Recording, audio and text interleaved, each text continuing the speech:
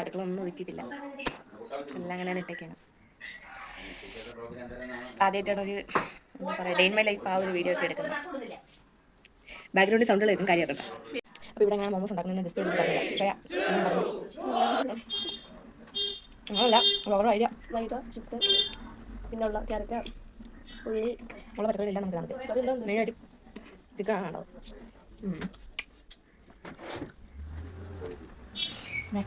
ഇനി എനിക്ക് നിങ്ങളോടൊന്ന് പറയുന്നുണ്ട്, നമ്മളോട് എന്ത് സഹായിക്കുന്നില്ല.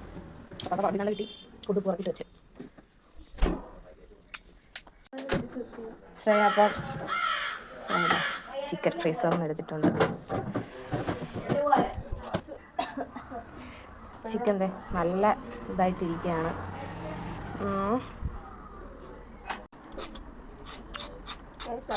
എക്സാമാണ് നാളെയൊക്കെ ആയിട്ട്, പഠിച്ചാലൊന്നും ചോദിക്കരുത്.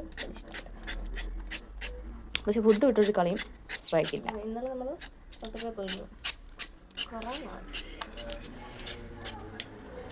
അപ്പോൾ ക്യാരറ്റ്, ഉള്ളി, പച്ചമുളക്, ഇഞ്ചി, അങ്ങനത്തെ കുറച്ച് സാധനങ്ങൾ കഴുകിയിട്ടാണ് കേട്ടോ ചെത്തുന്നത്.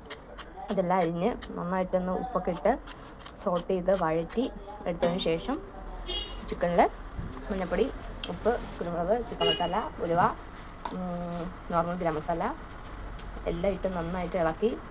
സോറി ഗൈസ്, ഇതൊന്നും ഇടത്തില്ല.